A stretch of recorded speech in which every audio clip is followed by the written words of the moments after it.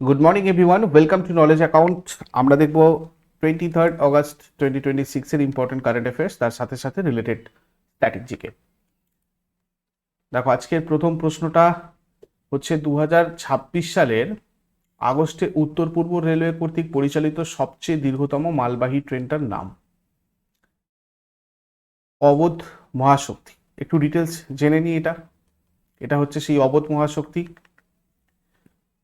20 August 2026-এ উত্তর পূর্ব রেলওয়ের লখনৌ বিভাগ এই অবোধ মহাশক্তি নামের ঐতিহাসিক দীর্ঘতম মালবাহী ট্রেনটা চালিয়েছে। 3টে ট্রেনকে জোড়া লাগিয়ে এটা তৈরি করা হয়েছে।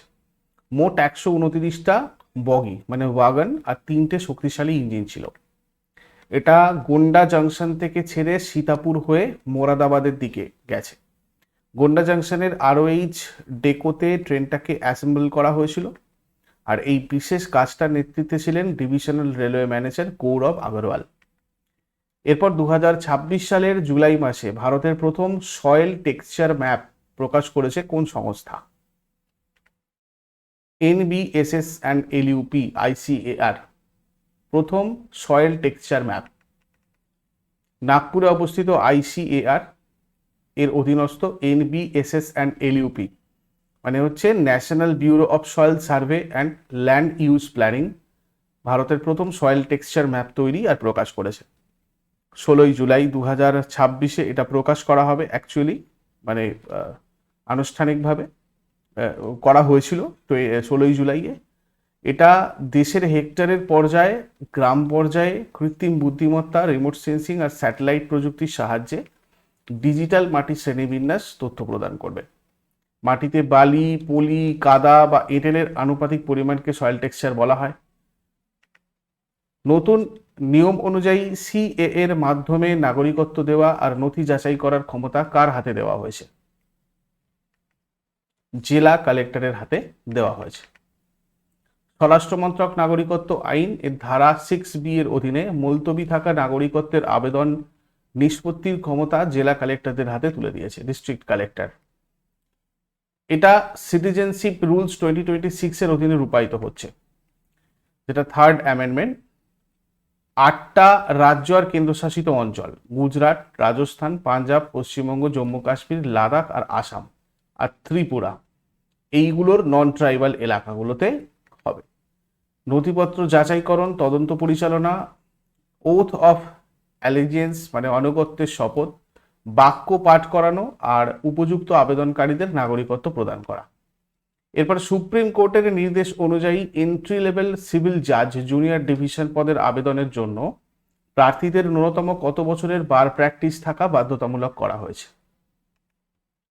1 বছর। ভারতের supreme court entry level judicial service পদের জন্য প্রার্থীদের বাধ্যতামূলক আইনজীবী হিসাবে অনুশীলনের মেয়াদ 3 বছর থেকে কমিয়ে 1 বছর নির্ধারণ করেছে। প্রধান বিচারপতি সূর্যকান্ত, বিচারপতি অগাস্ট জর্জ মাসি এবং বিচারপতি কে বিনোদ চন্দ্রন সমন্বয়ে গঠিত 3 সদস্যের বেঞ্চে 2:1 সংখ্যাগরিষ্ঠতার ভিত্তিতেই পুনর্বিবেচনা আবেদনের রায় প্রদান করা হয়। সফল প্রার্থীরা সংশ্লিষ্ট রাজ্য জুডিশিয়াল একাডেমিতে 1 বছরের নিবিড় প্রশিক্ষণ সম্পন্ন করবেন। এর পাশাপাশি জেলা আর সেশন বিচারকের অধীনে 6 মাস আর হাইকোর্টের বিচারকের অধীনে 6 মাস ক্লার্কশিপ বা প্র্যাকটিক্যাল ট্রেনিং করবেন। ভারতীয় সংবিধানের পার্ট 5 এর 124 থেকে 147 নম্বর অনুচ্ছেদে সুপ্রিম কোর্টের গঠন, বিচার ব্যবস্থার ক্ষমতা আলোচনা করা হয়েছে। 26 জানুয়ারি 1950 তারিখে এই সংবিধান কার্যকর হয়। 28 জানুয়ারি 1950-এ আনুষ্ঠানিকভাবে সুপ্রিম কোর্টের উদ্বোধন করা হয়, যেটা 1937 সালে গঠিত ফেডারেল কোর্ট অফ ইন্ডিয়াকে প্রতিস্থাপন করে হয়। Sir H.J. কানিয়া ইনি ছিলেন প্রথম প্রধান বিচারপতি। সুপ্রিম কোর্টের বিচারকদের অবসরের বয়স হয় 65 বছর। আর ভারতের রাষ্ট্রপতি বিচারকদের নিয়োগ দেন।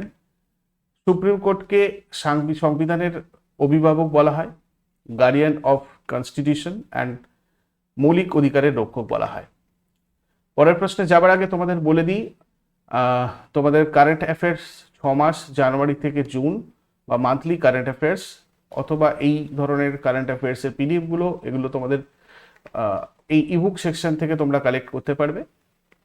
এছাড়া টেস্ট সিরিজে তোমাদের বিভিন্ন পরীক্ষার মানে অনগোয়িং পরীক্ষা যেগুলো চলছে এগুলোর মক টেস্ট বা প্রিভিয়াস ইয়ার কোয়েশ্চেনের test series solution with explanation এখানে রয়েছে, তোমরা ওখান থেকে গিয়ে দেখো। আর কোর্স সেকশনে তোমাদের বিভিন্ন এক্সাম স্পেসিফিক এবং সাবজেক্ট স্পেসিফিক ব্যাচ চলছে, তোমরা চাইলে এগুলো তো যুক্ত হতে পারো আমাদের সাথে। এই রিলেটেড কোনো কোয়ারিজ থাকলে নিচের বা ওপরে দেওয়া যে নাম্বার রয়েছে ওই নাম্বারে হোয়াটসঅ্যাপ অথবা কল করে আমাদের সাথে সরাসরি যোগাযোগ করতে পারো। পরের প্রশ্ন, প্রয়াত বিখ্যাত অভিনেত্রী সৌকার জানাকিকে কত সালে পদ্মশ্রী, এই সৌকার জানাকি কত সালে পদ্মশ্রী পেয়েছিলেন? ইনি 2022 সালে পদ্মশ্রী পেয়েছিলেন। 21শে আগস্ট 2026 তারিখে 94 বছর বয়সে চেন্নাইয়ে শেষ নিঃশ্বাস ত্যাগ করেন প্রবীণ দক্ষিণ ভারতীয় অভিনেত্রী সৌকার জানাকি। এল.ভি. প্রসাদ পরিচালিত 1950 সালের তেলেগু চলচ্চিত্র সাভু কুরকারুকে দিয়ে তার চলচ্চিত্রে অভিষেক ঘটে এবং এই চলচ্চিত্রের নাম থেকেই তার নাম হয় সৌকার জানাকি। তেলেগু, তামিল, কানাডা এবং মালায়ালাম ভাষায় 400 থেকে 450টিরও বেশি চলচ্চিত্রে তিনি অভিনয় করেছেন। তার অভিনীত শেষ চলচ্চিত্র ছিল 2023 সালের তেলেগু ছবি আন্নি মাঞ্চি শাকুন্নামুলে। 2022-এ ভারতের চতুর্থ সর্বোচ্চ বেসামরিক সম্মান পদ্মশ্রী লাভ করেছিলেন তিনি। আর 1969 সালে কালাই মামানি পুরস্কার আর অন্ধ্রপ্রদেশ সরকার কর্তৃক একাধিক নন্দী পুরস্কার অর্জন করেন। পদ্মশ্রী ভারতের চতুর্থ সর্বোচ্চ বেসামরিক সম্মান। ভারতরত্ন ভারতের সর্বোচ্চ, দ্বিতীয় হচ্ছে পদ্মভূষণ, তৃতীয় পদ্মভূষণ আর চতুর্থ পদ্মশ্রী। 1954 সালে ভারত সরকার কর্তৃক চালু করা হয় এটা। কলা, শিক্ষা, শিল্প, সাহিত্য, বিজ্ঞান, খেলাধুলা, সমাজসেবা আর পাবলিক অ্যাফেয়ার্স সহ বিভিন্ন ক্ষেত্রে অসাধারণ অবদানের স্বীকৃতিস্বরূপ এই পুরস্কার দেওয়া হয়। প্রতি বছর ভারতের প্রজাতন্ত্র দিবসের প্রাককালে বিজয়ীদের নাম ঘোষণা করা হয় আর পরবর্তীতে রাষ্ট্রপতির ভবনে ভারতের রাষ্ট্রপতি কর্তৃক এই সম্মাননা আনুষ্ঠানিকভাবে তুলে দেওয়া হয়। এতে একটা শংসাপত্র এবং 4 কোনা ব্রোঞ্জের মেডেল প্রদান করা হয়, তবে এতে কোনো নগদ অর্থ প্রদান করা হয় না এবং পদকটা নামের পদবি বা উপাধি হিসেবে ব্যবহার করা যায় না সংবিধানের 18 নম্বর অনুচ্ছেদ অনুযায়ী। এরপরে চেন্নাইয়ের জল নিরাপত্তা আর পয়ঃ নিষ্কাশন প্রকল্পের জন্য এশিয়ান ডেভেলপমেন্ট ব্যাংক ভারতের সাথে কত টাকার ঋণ চুক্তি স্বাক্ষর করেছে? $230 মিলিয়ন। 21শে আগস্ট 2026-এ ভারত সরকার আর এশীয় উন্নয়ন ব্যাংক মানে এশিয়ান ডেভেলপমেন্ট ব্যাংক $230 মিলিয়ন মূল্যের একটা ঋণ চুক্তি স্বাক্ষর করেছে। Chennai climate resilient water security and sewerage project, এটা হচ্ছে এই প্রকল্পটার নাম। এই প্রকল্পের মাধ্যমে চেন্নাই জল সরবরাহের জন্য ভারতের প্রথম closed loop ring main system বাস্তবায়নকারী শহর হতে চলেছে। এটা হচ্ছে একটা উন্নত আধুনিক জল সরবরাহ পাইপলাইন নেটওয়ার্ক, এই ক্লোজড লুপ রিং মেইন সিস্টেমটা। এশিয়ান ডেভেলপমেন্ট ব্যাংক প্রতিষ্ঠিত হয় 1966-এ। সদর দপ্তর রয়েছে ফিলিপিন্সের ম্যানিলাতে। এখন 68টা সদস্য দেশ, যার মধ্যে 49টা এশিয়া প্রশান্ত মহাসাগরীয় অঞ্চলের, এশিয়া প্যাসিফিক অঞ্চলের। আর এশিয়া প্রশান্ত মহাসাগরীয় অঞ্চলের দেশগুলোর অর্থনৈতিক উন্নয়ন, দারিদ্র্য দূরীকরণের ঋণ দেওয়া বা প্রযুক্তিগত সহায়তা প্রদান করা কাজ করে এডিবি। ভারত এডিবির একটা প্রতিষ্ঠাতা সদস্য, ফাউন্ডিং মেম্বার। সবচেয়ে বেশি শেয়ার রয়েছে জাপান আর যুক্তরাষ্ট্রে, তারপরে রয়েছে চীন, তারপরে ভারত চতুর্থ স্থানে। 2026 সালের আগস্টে ভারতীয় টেরিটোরিয়াল আর্মি কোন সংস্থার সহযোগিতায় জাতীয় সাইবার হ্যাকাথন TCQ 3.0 চালু করেছে? Cyber piece. ভারতীয় টেরিটোরিয়াল আর্মি সাইবার পিস এর সহযোগিতায় 21শে আগস্ট 2026-এ জাতীয় হ্যাকাথন টেরিয়ার সাইবার কোয়েস্ট 2026 চালু করেছে TCQ 3.0, যার মূল উদ্দেশ্য দেশীয় প্রতিরক্ষা প্রযুক্তি উন্নত করা এবং সাইবার নিরাপত্তা জোরদার করা। ছদ্মবেশী বা সিমুলেটেড সিস্টেম সাইবার ত্রুটি খুঁজে বের করার প্রতিযোগিতা হচ্ছে বাগ হান্টিং। এগুলো হচ্ছে প্রতিযোগিতার 3টে ট্র্যাক। এআই কভাচ মানে এআই এবং মেশিন লার্নিং ব্যবহার করে সাইবার হুমকি শনাক্তকরণ আর প্রতিরক্ষার প্রযুক্তি তৈরি। National creators challenge deepfake, phishing আর ভুয়ো খবর সম্পর্কে সচেতনতামূলক কন্টেন্ট তৈরি আর কি। এরপর 2027 সালের 10ম ফিফা মহিলা বিশ্বকাপ, ফিফা ওমেন্স ওয়ার্ল্ড কাপ কোথায় অনুষ্ঠিত হবে? 2007-এ এটা হবে ব্রাজিলে। এটা ফিফা মহিলা বিশ্বকাপের 10th এডিশন। টুর্নামেন্টটা 24শে জুন 2027 থেকে 25শে জুলাই 2027 পর্যন্ত ব্রাজিলে হবে। মোট 32টা জাতীয় দল অংশ নেবে। রিও ডি জেনেইরোর ঐতিহাসিক মারাকানা স্টেডিয়াম এই টুর্নামেন্টের উদ্বোধনী ম্যাচ আর মেগা ফাইনাল অনুষ্ঠিত হবে। Below হরিজেন্ট, Brasilia, ফোর্টালেজা, পোর্টো Alegre, Recep, Rio de Janeiro, সালভাদার এবং সাও পাওলো, এই 8টা শহরে এটা আয়োজন করা হয়। 1991 সালে চীনে প্রথম ফিফা মহিলা বিশ্বকাপ অনুষ্ঠিত হয়। এটা আন্তর্জাতিক ফুটবল সংস্থা ফিফা দ্বারা প্রতি 4 বছর পর পর আয়োজিত হয়। সবচেয়ে সফল দল হচ্ছে যুক্তরাষ্ট্র, মোট 4বার সফল হয়েছে, 1991, 99, 15 আর 19-এ। স্পেন এখন লাস্ট চ্যাম্পিয়ন। 2023 সালে অস্ট্রেলিয়া নিউজিল্যান্ডে আয়োজিত হয়েছিল, নবম সংস্করণে ইংল্যান্ডকে হারিয়ে প্রথমবার শিরোপা জিতেছিল স্পেন। আর এছাড়াও জার্মানি 2বার, নরওয়ে 1বার, জাপান 1বার জিতেছে।